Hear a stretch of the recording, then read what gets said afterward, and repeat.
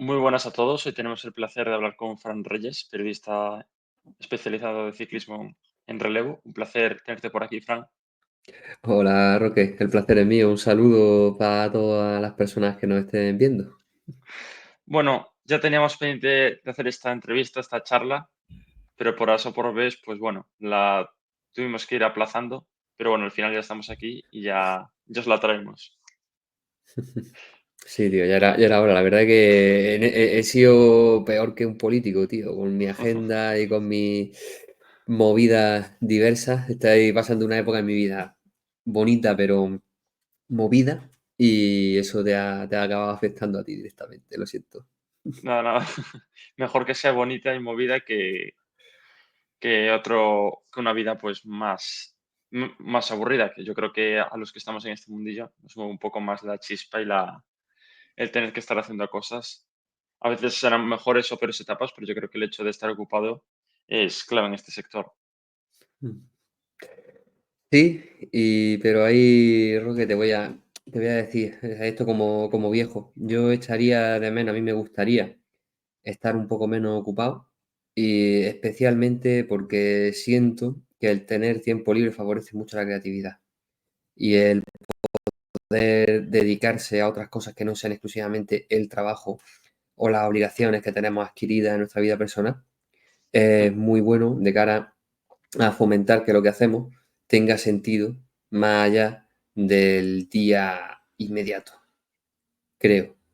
Entonces, yo reivindico mucho el tener tiempo libre, el tener espacio personal, el poder aburrirse, el poder hacer cosas que están completamente fuera del ámbito de acción normal. Y me gustaría muchísimo, muchísimo disponer de más tiempo que perder. Bueno, para ir empezando un poco la entrevista, vamos a empezar por lo esencial. ¿De dónde viene tu interés por el periodismo, en concreto por el ciclismo? Porque ya llevas unos cuantos años aquí y si nos puedes comentar un poco de dónde viene ese gustillo por esta profesión. Ujú. Pues mira, verás, yo de pequeño era, bueno, pues muy aficionado al deporte, ¿no? Mi padre un enfermo del Barça, y gracias a eso, pues, y gracias a eso todos los días en mi casa venía el mundo deportivo o el sport, normalmente el mundo deportivo. Gracias a eso en mi casa se veía mucho deporte en televisión. Y desde pequeño, pues el ciclismo cautivó mi imaginación, ¿no? Tanto por lo que se veía en televisión como por lo que leía en la prensa. A mí también me gustaba mucho escribir, dibujar un poquito, pero era malísimo dibujando. Lo que más me gustaba era escribir, sin duda, ¿no? E imaginar y crear historias. Y en un momento dado, cuando tenía 9 o 10 años, decidí que si lo que más me gustaba era el ciclismo y escribir, que la lógica era que yo fuera periodista de ciclismo. Y eso se convirtió en mi sueño loco, y tuve la suerte de hacerlo realidad bastante pronto, cuando estaba estudiando allí en la Universidad de Málaga y por primera vez me llamó la Ciclismo a Fondo para hacer piezas. Y bueno, y antes ya había tenido experiencia y pinitos por otros lados. ¿Cómo recuerdas esos inicios escribiendo tus primeras piezas o tus primeros artículos de ciclismo? A ver, pues al principio, lo que es los inicios, yo me hice una web en su momento, cuando tenía 13 o 14 años, que se llamaba La Enciclo, y ambicionaba ser como una especie de Pro Cycling Stats del ciclismo español, ¿vale? De ciclismo español profesional. Y vamos, básicamente lo que suponía era que yo pasaba muchas horas al día copiando clasificaciones y actualizando fichas, todo a mano y demás. Luego de ahí eso evolucionó a un blog donde iba picando lo que yo consideraba que eran las noticias más relevantes del mundo del ciclismo, y ya poco a poco pues fui haciendo otros proyectitos e integrándome en proyectos ajenos. Tuve mucha suerte con una persona que se llama David Suárez, que era director de una revista que existía en su momento, que se llama Ciclismo en Ruta, y montó un portal que se llamaba rueda.com, y tuvo a bien ofrecerme que yo escribiera allí. Y yo disfrutaba mucho, ¿no? Era un momento donde era un periodismo que lo hacía, pues, que no era un periodismo real, porque era periodismo desde mi habitación, con lo que leía, atando cabos, sumando piezas y yo, contaba mi versión de la película, pero a partir de lo que habían contado otros periodistas.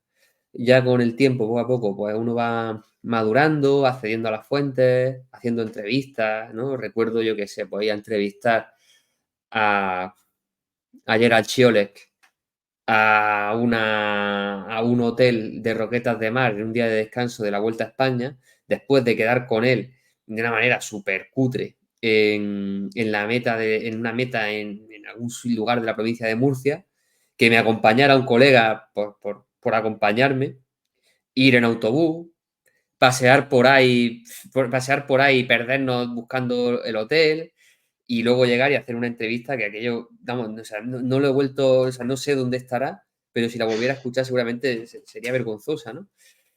Era, pero estaba guay, ¿no? Y luego ya sí que hubo un momento, a partir de que empecé de verdad a ir a carreras, a estar en carrera, a conocer a gente, a conocer a la gente, ahí, ahí ya cambia completamente el tono. Ahí ya sí que descubres otro tipo de realidad, que es la realidad del pelotón y del deporte que estás cubriendo, y se convierte en algo mucho más interesante, menos loco, pero más interesante y a la larga más satisfactorio. Y en 2016 tuve la suerte de entrar a trabajar en el equipo Lizarte, ¿no? El germen de lo que hoy día es el Kern Pharma.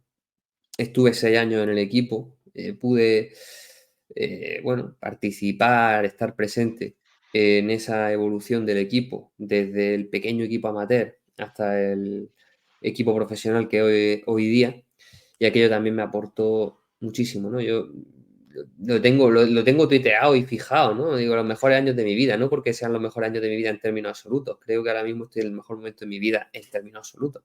Pero sí que en lo profesional no he disfrutado jamás como disfruté con, con Lizarte 2018, 2019, cuando nos íbamos con los medios justo al Giro de Italia sub-23, con 6 corredores en los que creíamos muchísimo, cuyo talento era indudable, pero que no tenían ni idea de dónde habían llegado, y a los que les venían, bueno, pues se llevaba, era una curva de aprendizaje brutal para ellos durante esos 10 días, y también para nosotros como técnicos.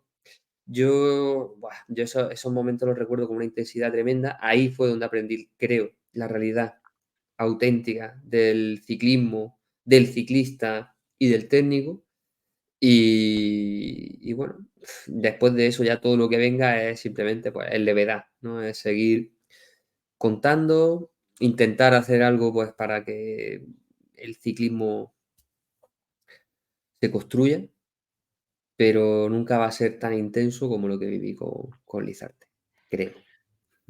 De hecho, me acuerdo que habíamos hablado por primera vez allá por 2000, no sé si 20 o 2019, para Ujú. una entrevista, no sé si te acuerdas, con Parra, el corredor, antes de Ujú. que diese el salto al profesionalismo.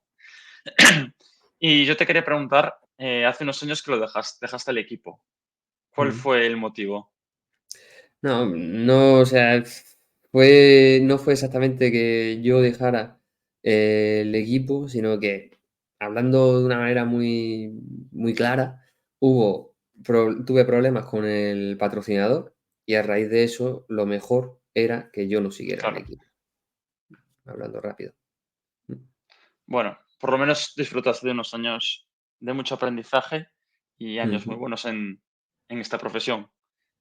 ¿Cómo ujú. viste el post, tu vida post estar en el equipo Liz?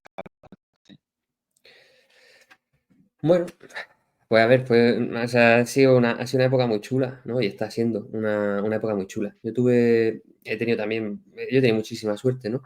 Y otra de las suertes que tuve es, por un lado, que nunca corté vínculo con la revista Ciclismo a Fondo, que es el lugar donde yo he aprendido a ser periodista y una escuela a la que le voy a estar agradecido toda la vida, ¿no? Y mientras la revista se siga editando, yo voy a seguir escribiendo en ella, aunque tenga que pagar para hacerlo.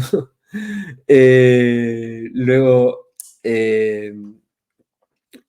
había trabajado durante bastante tiempo con ASO, que me había llamado para hacer el Tour de Francia en 2018. A raíz de eso íbamos haciendo todos los años, yo iba allí a Francia a trabajar y gracias a eso, pues poco a poco he ido ampliando un poco el calendario que hago con ellos y eso me ha permitido pues experiencias preciosas como este verano he estado en Noruega, en la Arctic Race of Norway, sustituyendo a Sepp Piqué haciendo la radio vuelta y eso ha sido una experiencia increíble, me ha encantado.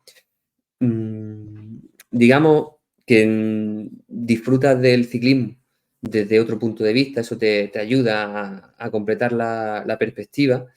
El hecho de no haberme echado en brazos de un solo cliente o de un solo empleador, sino de mantener tres principales, siendo los otros dos relevo y Pascual Montparler con su evento de la Copa del Mundo de Ciclocross de Benidorm y la Clásica en París Interior, me permite tener estímulos diferentes, ¿no? Puestos diferentes, desarrollar habilidades diferentes y eso conservando mucha independencia a la hora de gestionar mi propio tiempo, que es algo que hoy por hoy valoro muchísimo.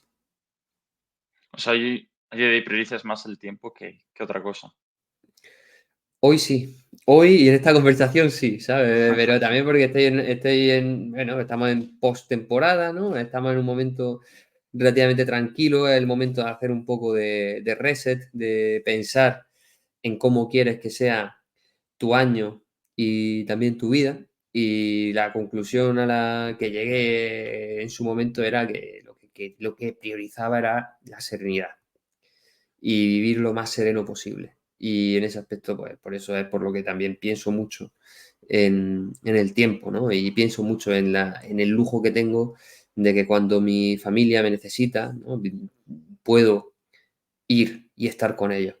No estoy físicamente imposibilitado por un horario de trabajo de 8 a 5 de lunes a Mm. viernes en la oficina X, sino que puedo ir, ¿no? Y puedo llevarme el ordenador y trabajar en la cafetería del hospital.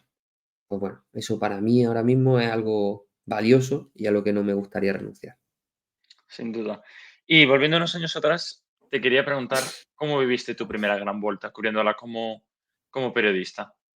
Porque imagino que fue un cambio de realidad importante. A ver, yo he tenido tres primeras grandes vueltas, ¿vale? Una fue la vuelta 2011, que la hice con el equipo Geox, haciendo de. Sí, bueno, en teoría era el jefe de prensa, pero realmente pasa el tiempo y me doy cuenta de que yo no estaba preparado para absolutamente nada de lo que hice, ¿no? Más allá de sí, hacer fotos, sí, escribir notas de prensa, pero había muchas cosas que me pasaron por encima, siento. Fue una experiencia intensísima, una experiencia de estas que te abren los ojos, que dejan amigos para toda la vida y que dejan recuerdos indelebles.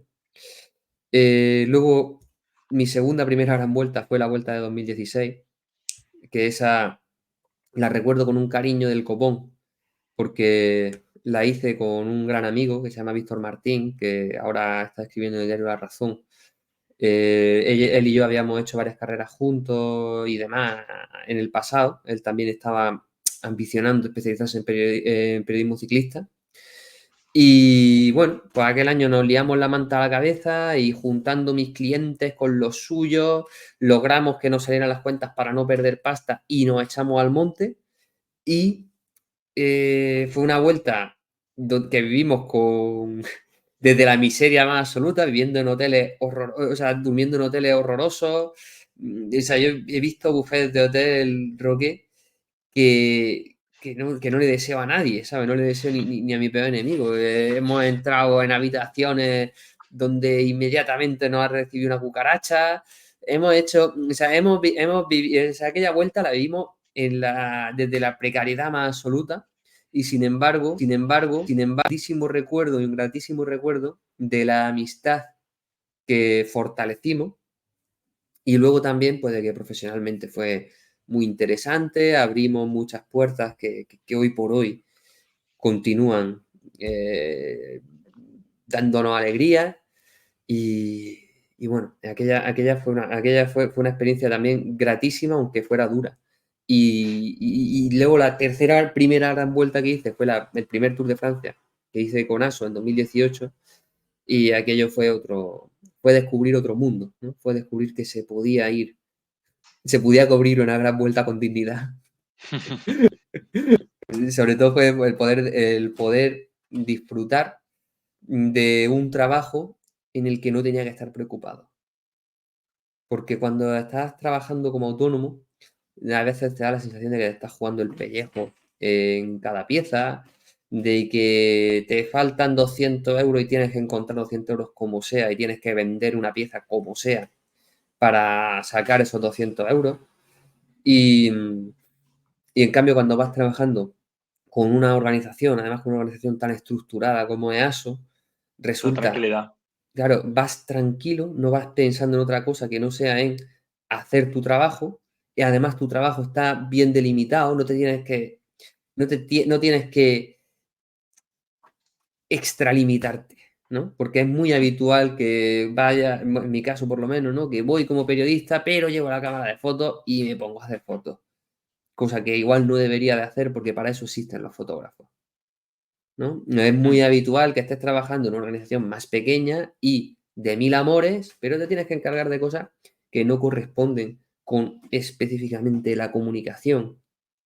Y en este caso, cuando voy con ASO, pues tengo una visión muy clara, ¿no? En el tour, por ejemplo, página web de la carrera en español y solo me tengo que ocupar de eso. Pues qué gozada. Disfruto de poder estar solo con eso y de sentir que a las 6:30, 7 de la tarde he terminado de trabajar y llega el momento de respirar y de disfrutar de una buena conversación cenando y de dormir tranquilo y de salir a correr la mañana siguiente y a las 10 de la mañana empieza otra vez el juego. Pero durante 12 horas, 14, 16, 16 si la etapa es cortita, no tengo que estar pensando en el curro. Y eso es una gozada y lo valoro Mm. mucho.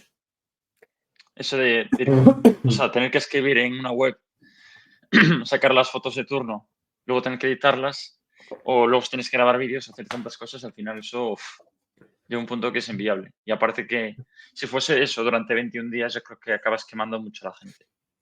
Sí, a ver, es abrumador, se puede hacer, ¿no? Se puede hacer, pero No es lo mm, recomendable. no es lo recomendable y sobre todo yo lo que he aprendido es que, como al igual que los ciclistas, también los periodistas tenemos que preparar las grandes citas, ¿no? Y preparar las grandes citas quiere decir llevarte ya trabajado una serie de temas con el grueso ya redactado para que en un momento dado solo tengas que ligarlos con la actualidad y publicarlos. Eso es algo que he aprendido a hacer en los 2, 3 últimos años y que me ha salvado de muchos match ball, ¿no? Y sobre todo me ha permitido publicar piezas con calidad en un contexto en el que normalmente hubiera sido imposible hacerlo por una cuestión de falta de tiempo material, ¿no? Tienes que llevar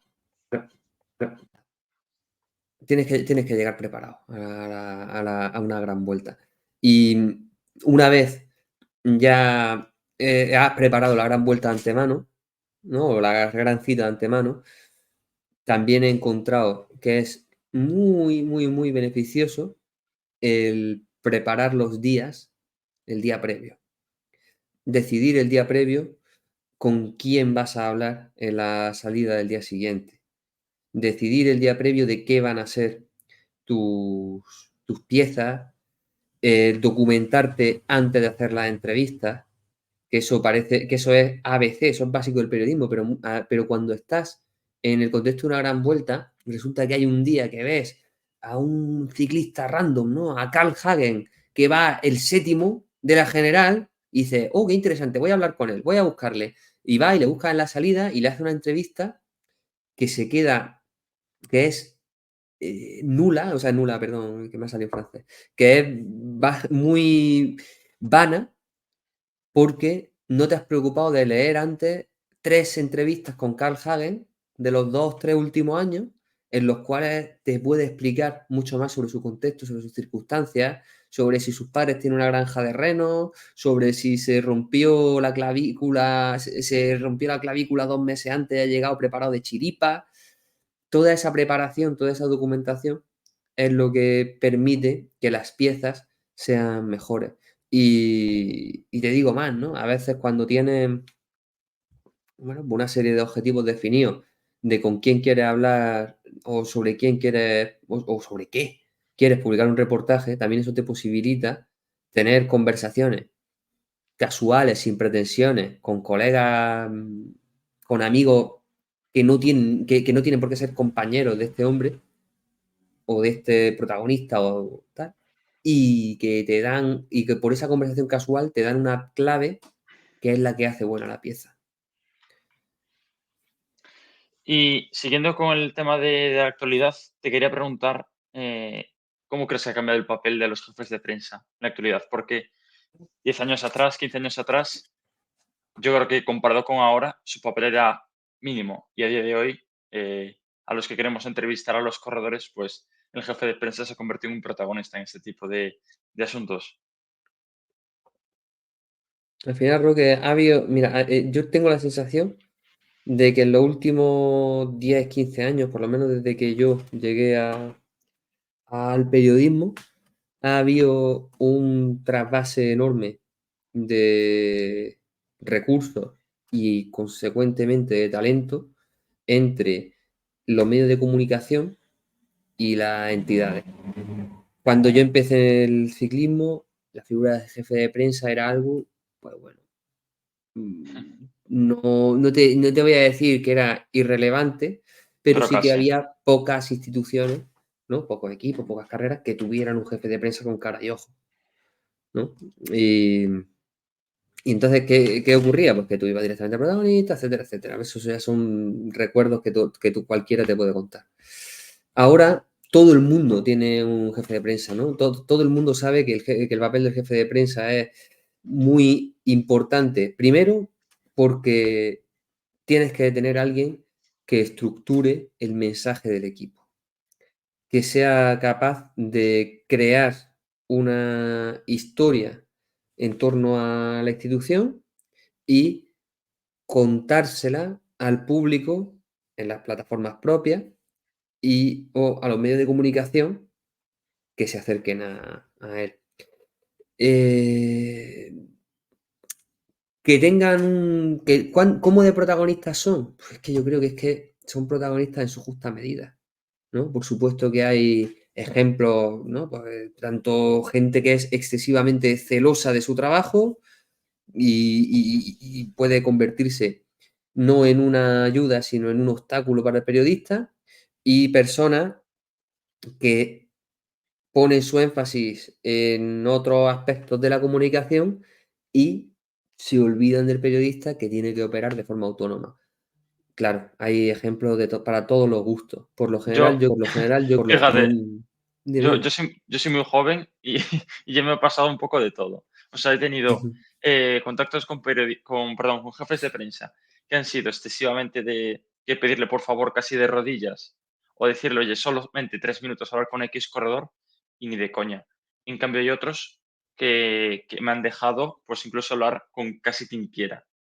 Y no te estoy hablando de equipos Pro Tour, sino estoy hablando de equipos World Tour, con lo cual al final, eh, ujú, fíjate que espero que me quede bien en este oficio, pero es que ya me ha pasado de lo que dices tú, de un extremo y del otro, con lo sí, cual sí. te quedas, desde mi punto de vista, me quedo flipando diciendo, jolín, ¿cómo va a haber tanto cambio entre este jefe de prensa o este otro?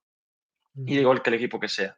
Te estoy hablando desde la experiencia de contactar con equipos del máximo nivel, que es el World Tour. ujú.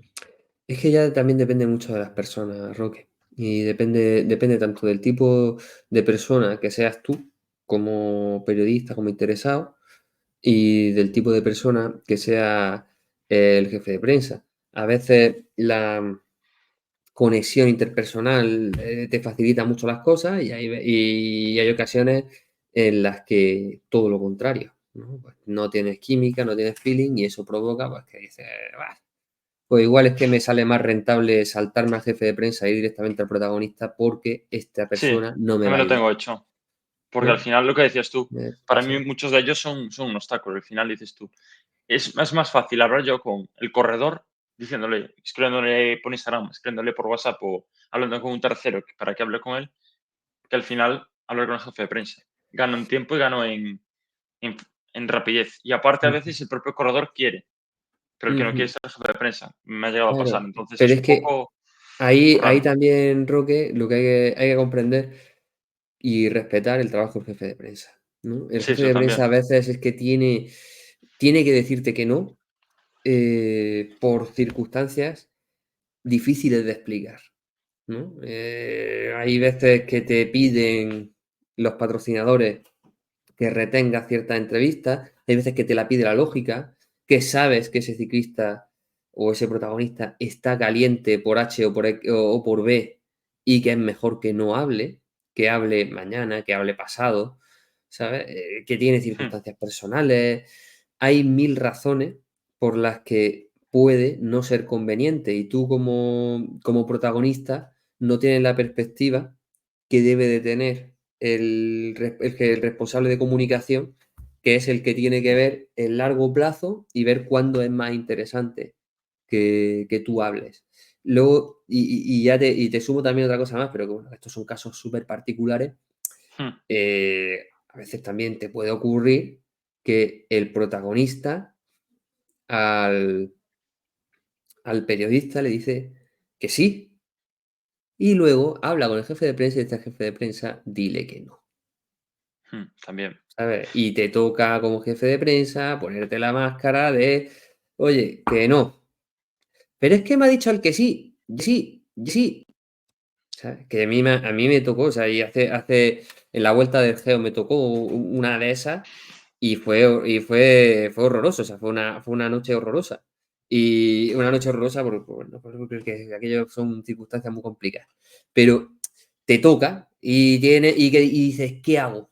Pues lo único que puedo hacer es mantener mi posición pese a que yo sospecho que lo que estoy haciendo no es lo más correcto o no es bueno. Pero como por un lado hay una orden y por otro hay unas circunstancias que yo no conozco, pues no me queda más remedio que ser malo con esta persona, ¿no? O que no hacer lo que yo consideraría correcto si dependiera exclusivamente de mí. A mí creo que alguna vez me pasó, no me acuerdo con quién, pero me pasó. De hablar con el correo y decir sí sin problema, y luego me llega y dice, oye, me dice el jefe de prensa que no puedo. Y que me quedo un poco en shock diciendo, oye, si no te cuesta nada, son 10 minutos aquí, no te voy a hacer, no te voy a preguntar nada ilegal, pero bueno, de esas ya me tiene pasado y yo creo que me seguirán pasando, pero bueno. Eso te iba a decir, Roque. O sea, que no te desanime y que no te rayes, porque eso nos va a pasar a todos toda la vida. Y no ocurre nada y es simplemente pues que o sea, que tenemos que restarle trascendencia a lo que Mm, hacemos y darnos cuenta de que nadie se va a morir porque Roque Abeal no entreviste a Tadej Pogačar. Nadie se va a morir. Que bueno, Ni bueno, creo que no lo llegué a intentar, pero bueno, es algo que tengo pendiente. Y bueno, en relación a esto, otra cosa que está a pie de cañón a día de hoy es el tema de redes sociales.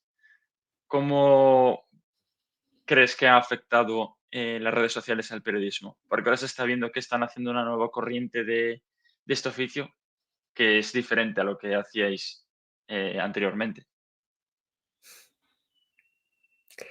Mira, para mí las redes sociales han sido han sido malas para la sociedad. Han tenido o sea, las consecuencias a largo plazo de su uso y de su abuso están siendo muy negativas. Yo, a título personal, desde el momento en que dejé de trabajar en el equipo Pharma, desactivé, empecé a ignorar completamente Facebook, a utilizar de forma completamente residual Instagram. Y lo único que utilizo es X y normalmente no escribo, no me pronuncio más allá de lo que me parece que profesionalmente debo hacer, que es tuitear el enlace de mi artículo en relevo, porque simple y sencillamente no creo que sean buenas para la sociedad, ¿no? Dicho lo cual, para el periodismo en concreto, lo que está ocurriendo, lo que se ha precipitado con el advenimiento de las redes sociales, es que la, cualquiera puede tener una voz equivalente a la de el protagonista o el medio más prestigioso. Y eso es peligroso, porque al final los medios de comunicación existen y tienen ese marchamo de prestigio por una razón, y es porque trabajan con unos estándares, no se dejan llevar por bueno, pues por la desinformación interesada de las fuentes, o no deberían, y sin embargo, cuando una persona ejerce como periodista individual, debe de ser muy, muy, pero que muy bueno. O sea, y cuando te digo muy bueno es que tienes que ser Messi, y Messi hay uno cada década, para que tú como periodista individual no acabes siendo presa de tus fuentes y de los intereses de tus fuentes. Entonces, yo ahora mismo veo, o sea, ahora mismo la mayoría de medios de comunicación que consumo, los consumo bajo suscripción. No suelo leer medios en los que no esté suscrito más allá de curiosear titulares y enfoques por ver qué hay al otro lado de la realidad y de escuchar programas de radio de tendencias políticas contrarias a las mías por saber qué hay al otro lado de la barrera del sonido. Mm. Pero cuando yo entro en redes sociales a ver y veo la información que circula, me llevo las manos a la cabeza. Porque tengo la sensación de que ponerle un micrófono a cualquier persona no es periodismo. O sea, tú esto que estás haciendo ahora mismo de entrevistarme a mí no es Mm. periodismo, Roque. O sea, es un periodismo de tercera división. Porque realmente el periodismo sería contrastar todo lo que yo he dicho. ¿Sabes? Porque yo te he contado aquí 20.000 películas, pero más allá de mi palabra, en un mundo ideal, el periodista, cuando le dicen, yo hice la Vuelta a España 2011 con el equipo Geox, debería, si considera que es un punto de interés, contrastar, hablar con una persona que estuviera en aquella Vuelta a España o que estuviera en el equipo Geox para preguntarle, oye, ¿este tío de verdad trabajó con vosotros? Porque a lo mejor te estoy engañando. Mm. O a lo mejor, desde mi perspectiva limitada, yo te estoy contando mi visión de la realidad, pero mi visión de la realidad es una décima parte de lo que de verdad está pasando. Entonces, el periodismo que veo hoy día ocurrir a nuestro alrededor, sobre todo en información general, porque el periodismo deportivo al final no deja de ser periodismo de la revista de Mickey Mouse, ¿sabes? Somos la revista del Club Disney, no es trascendente. ¿Sabe? Nadie se va a morir por nada de lo que yo escriba. Y pocas vidas va a cambiar algo que yo escriba. Creo, ¿no? O sea, creo que la mejor manera de que algo que yo escriba cambie una vida es inspirando a alguien. Pero rara vez yo voy a escribir algo que provoque que una persona rompa con su pareja, o que una persona se arruine económicamente, o que una persona gane mucho dinero. Rara vez. Mientras que en la información general sí que puedes tener un efecto mucho más trascendente. Y lo que estamos viendo ocurrir en redes sociales es una información general cada vez peor y peor y peor y peor, y más intoxicada, y no nos lleva a ningún lugar bueno, ¿no? ¿Y qué sería lo ideal? Pues que todo el mundo pues tuviera alfabetización mediática, que todo el mundo consumiera medios de comunicación de calidad, que pagáramos los medios de comunicación para que no dependieran tanto de los intereses de las empresas y de sus dueños, pero La realidad, la triste realidad, es que no lo hacemos, porque venimos de un paradigma donde la información era gratuita. Y es muy difícil acostumbrar al consumidor de medios de comunicación a que la información no es gratuita. ¿Quiere información gratuita? Ahí tiene el telediario de Antena 3. O sea, ahí no te preocupes, que vas a ver un par de vídeos de puñaladas cada día, va a poder ver un vídeo de una tortuga encima de una tabla de surf. Eso es la información gratuita. ¿Quiere información real? Hay que pagarla. Deberíamos de pagarla. Deberíamos de ser conscientes y pagarla. Pero es muy difícil que eso ocurra para el global de la sociedad. Uf, después de tantas cosas. Hostia, perdona, porque hostia, No, no, no, no, lo no. siento, tío, te he echado No, ahí no. una ola. No, no, Perdona, nada, nada. No, nada, nada. Abriendo por perdona. partes. Bueno, lo primero, para hablar de mí. Nada, yo simplemente, por ejemplo, hago este tipo de vídeos, pero para saber tu enfoque, por eso te traigo a ti. No, no Ujú, tampoco quiero convertirlo en un plato de televisión, un debate, ¿sabes? Debate ujú. político, un debate periodístico. Pero vamos, eso es como, yo creo que esto que hago yo lo quiero enfocar así porque quiero enfocarlo así, no Sí, por sí, otra no cosa. te lo tomes, no te lo tomes como No, un no, no. ataque ni nada de eso, ¿sabes? Simplemente es por poner un poco en perspectiva, ¿no? Sí, sí, sí, Pero que sí, no sí. es un ataque ni nada de eso. Y de hecho tú Porque sabes que claro, yo veo tus vídeos, o sea sí, sí, sí. que ya No, sabes claro, que tienen un valor. simplemente aclarar que, claro, yo quiero enfocar esto, igual no lo quiero llevar al punto del periodismo perfecto, el periodismo tan profesional, sino igual hacer una mezcla. Bueno, ya sabes que yo estoy en redes sociales metido hasta adentro, que es donde saco el público. Al final, Mm. yo soy de otra generación y al final para mí es importantísimo las redes sociales. Con lo cual, igual este tipo de contenido igual lo tengo que enfocar de una manera diferente a lo que haría otra persona igual como tú o otro periodista. Pero vamos, cada uno yo creo que lo debe hacer como creo que oportuno y como puede. Igual yo no puedo hacer lo que Ujú. haces tú, ni tú lo mío, porque vamos, somos de igual diferentes pensamientos o diferentes formas de trabajar. Y yo creo que ambas son válidas. Ambas son válidas y de hecho, Roque, la realidad es que la forma de hacer periodismo que yo ejerzo va perdiendo terreno, ¿no? Y Sí. no solo es que va a perder terreno, es que va a llegar un punto en el que va a ser algo muy, muy, muy, muy residual, ¿no? Y te diría más, antes que yo, había personas que hacían periodismo y que todavía existen, que hacían periodismo y que les parecería una, bueno, pues una atrocidad estar haciendo periodismo y a la vez trabajando para eventos, ¿no? Organizadores, tal, que son el objeto de tu información. Quiero decirte, si yo estoy trabajando para ASO, Mm.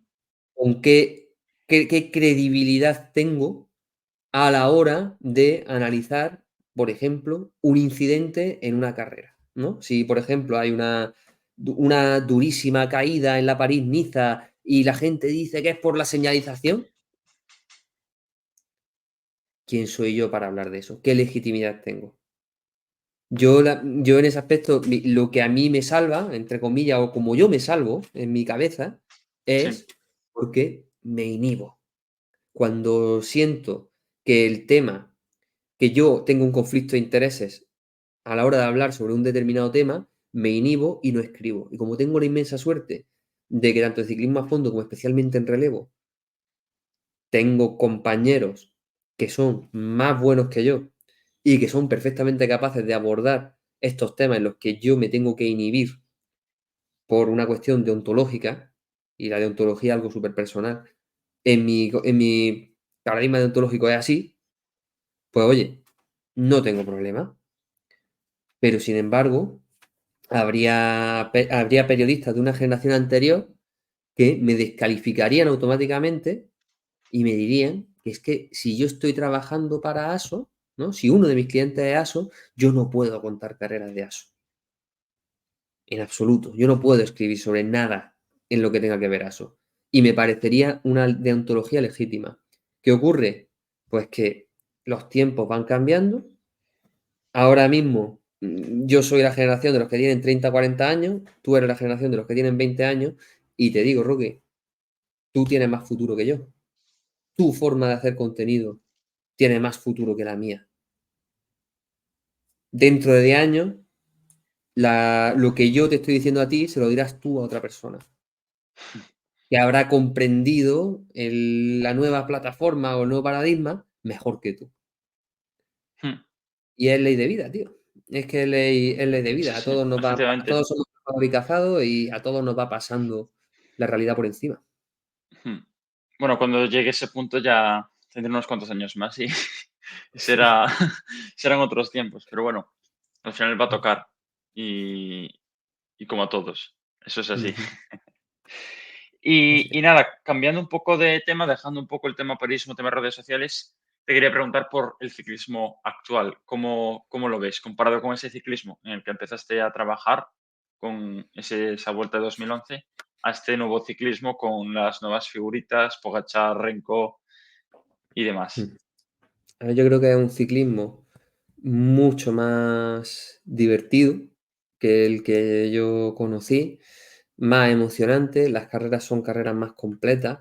Hubo un momento, o sea, cuando yo empecé a ver ciclismo, con ver media hora de carrera te valía, y ahora las grandes carreras tienes que verlas enteras para comprender. Entonces, eso marca una diferencia brutal.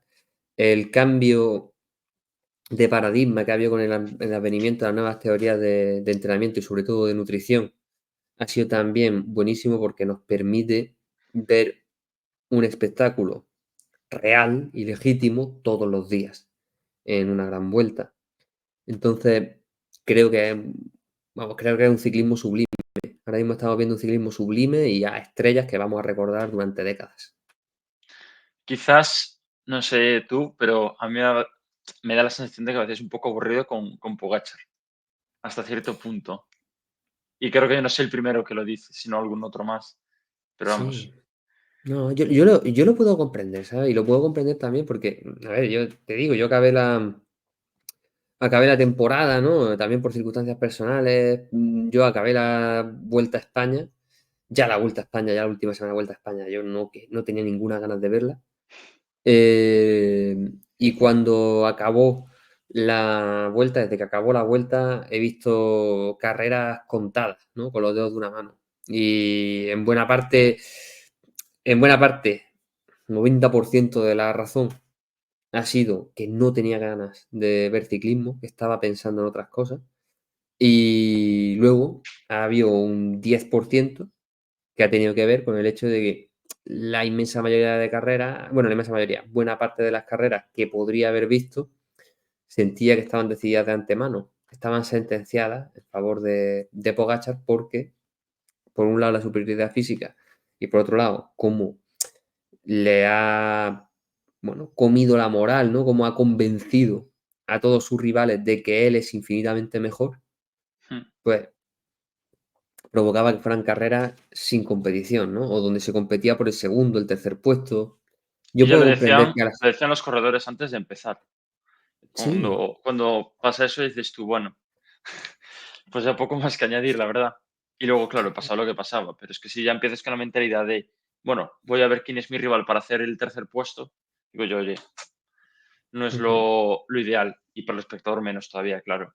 ujú, efectivamente, porque muchas veces también se da la profecía autocumplida, ¿no? Tú crees que te va a ganar Pogačar, entonces Pogačar te gana. En este caso yo creo que aunque la gente, ¿no? Este final de temporada, aunque Remco Evenepoel creyera que le podía ganar a Pogačar, Pogačar le acabaría ganando, le hubiera acabado ganando. Pero, bueno, pues también hay ese arma de doble filo, ¿no? De doble filo, ¿no? De doble de la realidad y más tal y con el subjetivismo con el que la vivimos, es creada por las personas. Y no sé si sigues a las nuevas promesas de nuestro país, Ujú. Pablo Torres, los juniors, ¿cómo los ves? Que ahora están pues alentando ese espíritu de volver a enganchar un poquito más al ciclismo español después de pues tener ahí a Alberto arriba y luego que Mas y que Landa pues se quedasen ahí con esa miel en los labios, por así decirlo.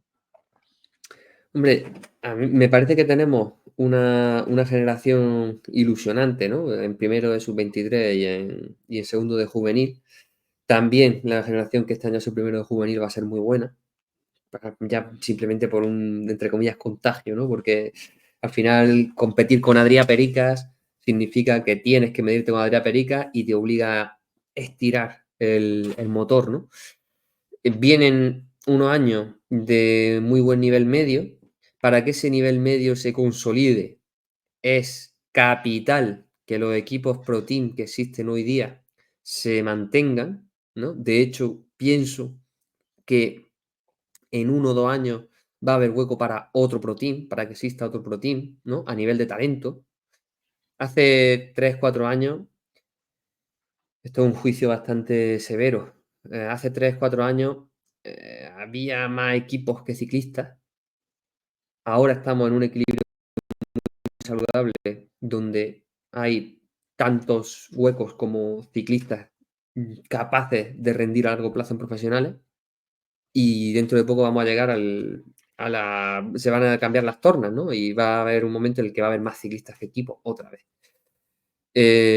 Dicho lo cual, yo todavía, o sea, Pablo Torres, por supuesto, que me parece muy ilusionante, pero yo todavía estoy por ver a dónde va a llegar Igor Arrieta, ¿no? Y También. Igor Arrieta es espectacular, y me parece un ciclista y una persona espectacular, pero también estoy por ver dónde va a llegar Carlos Rodríguez y qué va a pasar y cómo va a evolucionar la vida deportiva de Juan Ayuso.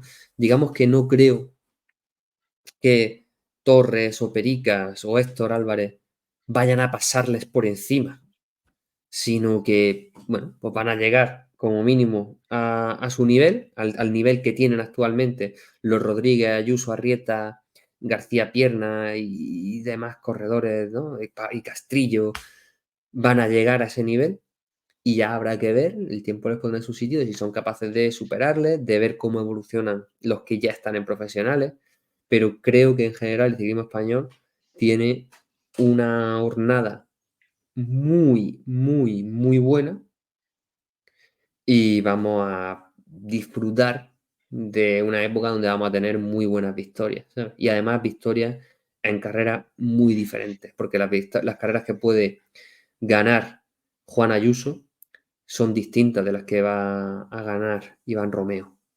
Hmm. Y luego, bueno, tampoco nos podemos olvidar de los veteranos, que aún nos quedan un par de añitos más y igual alguna sorpresita no nos pueden traer. Yo sigo confiando en que alguna victoria, no sé si alguna grande o algún podio podría caer, pero bueno, tampoco hay que olvidarse de ellos.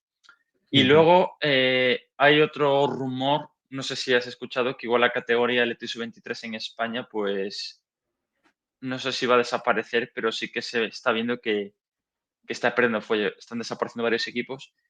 Y no sé qué opinas tú, porque tú dices que igual en el futuro, en un par de años, pues va a haber algún equipo más continental. Pero en el caso de la categoría amateur, ¿tú crees que va a seguir disminuyendo, va a seguir encogiéndose o no sé cómo lo ves tú? Mira, es un asunto complejo y del que tengo muchas ganas, tengo muchísimas ganas de zambullirme en él, ¿no? Para aprender a hablar con personas que saben más que yo. Hmm, Dudo, así desde mi perspectiva actual, ¿no? Dudo hmm, muchísimo que la categoría sub-23 desaparezca, ¿no? La categoría élite sub-23 porque es imprescindible que exista para los equipos profesionales, en tanto que granero de talento y territorio de formación.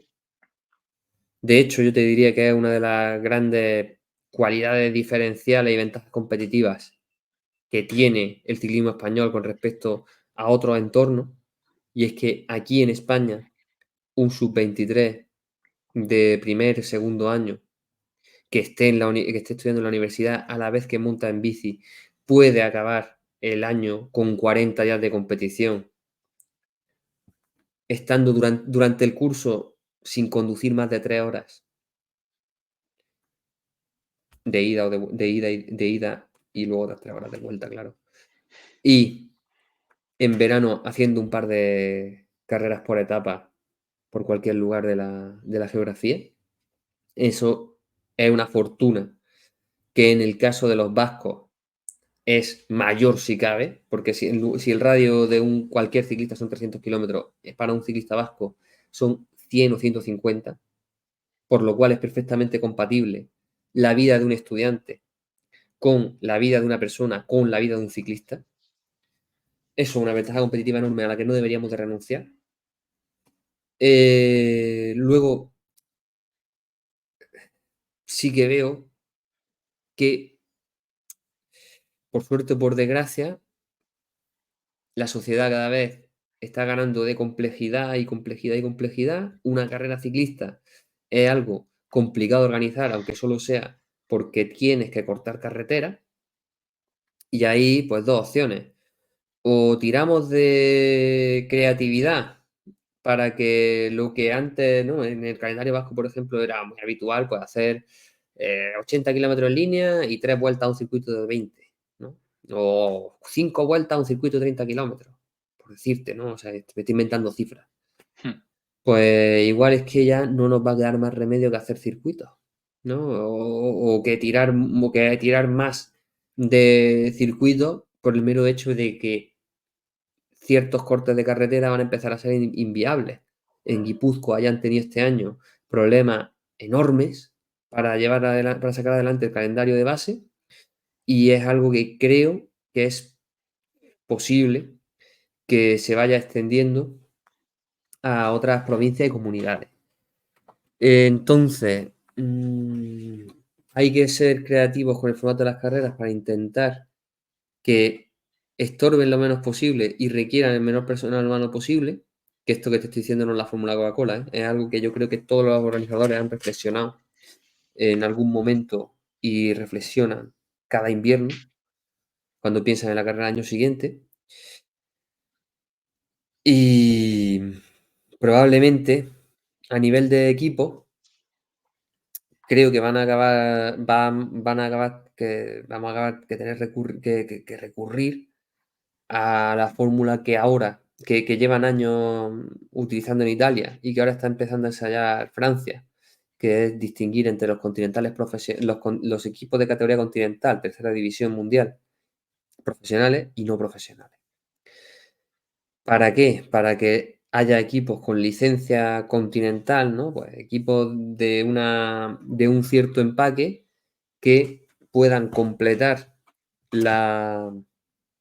su calendario amateur español, complementarlo con carreras en Francia, carreras en Italia, carreras en Portugal, dotarles de una licencia que les permita hacerlo con un poquitín más de facilidad y con un poquitín más de garantía. El obstáculo es la propia legislación española y la interpretación que desde las instituciones deportivas se hace de ella, porque